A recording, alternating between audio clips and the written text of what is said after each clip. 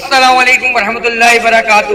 آج بہت بڑی رات ہے، آج 15 شوال ہے، اور 15 شوال کو ہوا کیا تھا؟ 15 شوال کو امیر حمزہ، امیر طیبہ اور میرے آقا صلی اللہ علیہ وسلم کے پیارا چچا چاند امیر حمزہ، امیر طیبہ رسول اللہ تعالیٰ کے یوم شہادت ہے، اور میں اس دفعہ فیضان مدینہ میں حاضر ہوا ہوں۔